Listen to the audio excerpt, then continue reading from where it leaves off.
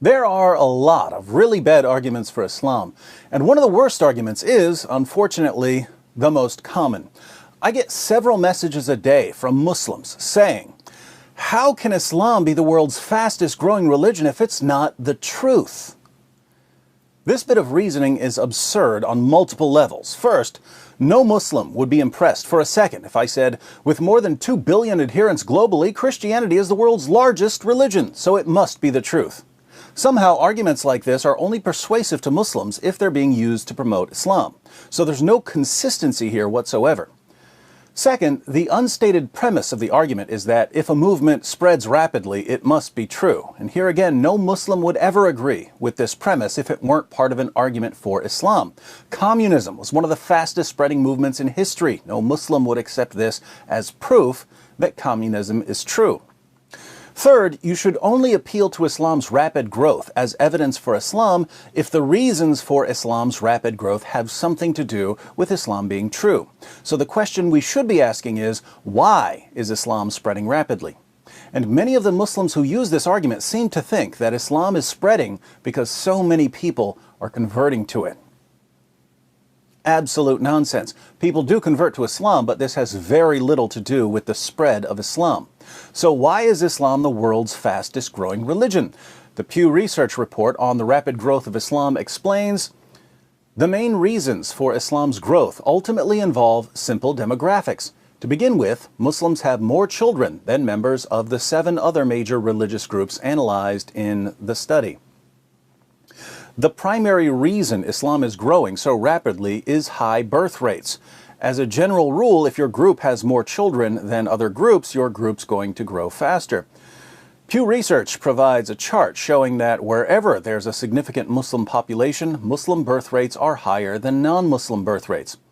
In sub-Saharan Africa, the Muslim birth rate is 5.6 compared to 4.5 for non-Muslims. In the Middle East, it's 3.0 for Muslims, 2.6 for non-Muslims.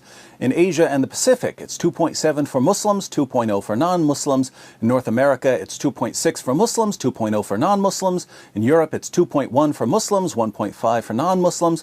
Globally, the birth rate for Muslims is 3.1 compared to 2.3 for non-Muslims. This leads to a further question. Why do Muslims have more children than non-Muslims in Europe, America, Asia, the Middle East, and Africa? Well, the higher birth rates are connected to Islam's impact on women. In 2009, the Organization for Economic Cooperation and Development released a report on gender equality and social institutions. They rated countries around the world based on the opportunities women have for education or employment, laws to protect women from physical violence, the percentage of women who are married and or divorced by age 16, and so on. And they found that 11 of the 12 countries with the highest levels of discrimination against women were Muslim-majority countries. A similar study in 2014 conducted by the World Economic Forum using their own criteria concluded that 19 of the 20 worst countries in the world in terms of the gender gap between men and women were Muslim-majority countries.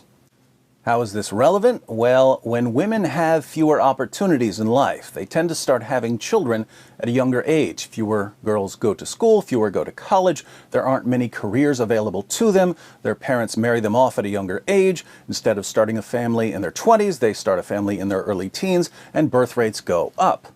So Muslims are simply having more babies than non-Muslims, and this is because Islam radically reduces opportunities for women. But there's more to the story. Pew Research notes that apostasy, leaving one's religion, isn't as common among Muslims as it is among non-Muslims. The report says, meanwhile, religious switching, which is expected to hinder the growth of some other religious groups, is not expected to have a negative net impact on Muslims. Why are Muslims less inclined to switch religions? Here our Muslim friends will say, because there's so much evidence for Islam. Wrong. Most Muslims can't give you anything remotely resembling a good argument for Islam, so evidence has little to do with this. The real reason Muslims are less inclined to leave Islam has to do with the kinds of psychological pressures Islam places on Muslims throughout their lives. In Sahih al-Bukhari 69:22, we read Muhammad's command, "Whoever changes his Islamic religion, kill him."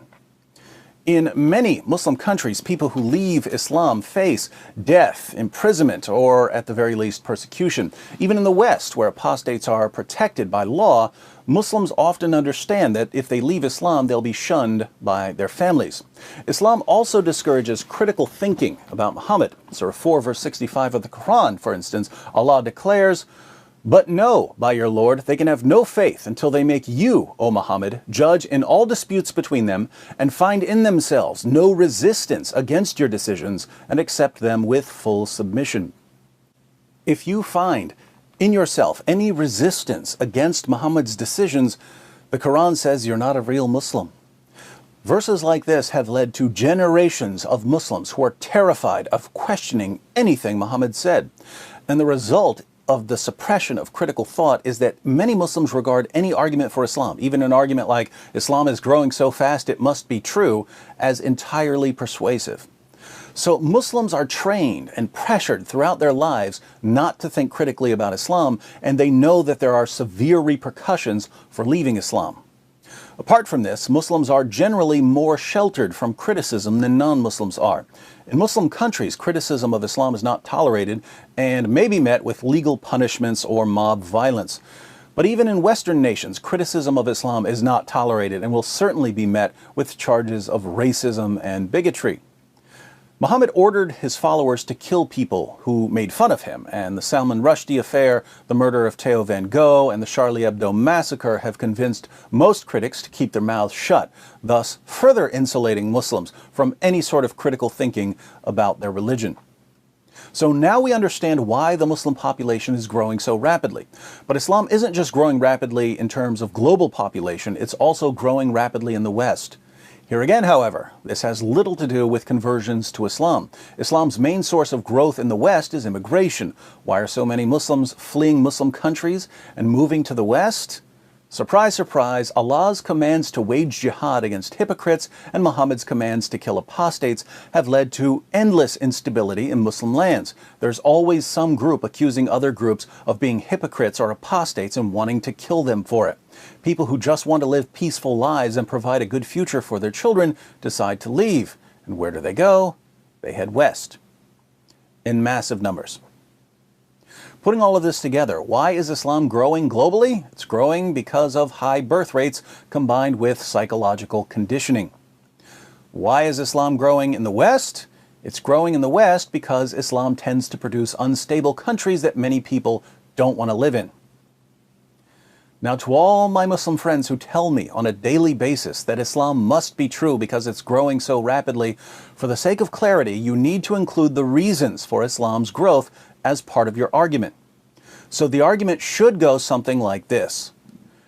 Due to the teachings of Allah and Muhammad, women in Muslim countries have fewer rights and fewer opportunities than women in non-Muslim countries. This religious-based discrimination leads to higher birth rates, and the massive numbers of children produced are psychologically conditioned to remain Muslims and are sheltered from any criticism of Islam. But even though these children will probably remain Muslim, they don't want to remain in Muslim countries because of the endless eruptions of violence by those who take Allah's commands to wage jihad seriously. Hence, they move to the West as fast as they can, and Islam is spreading rapidly in countries kind enough to take them in. Surely a religion that does all this must be true.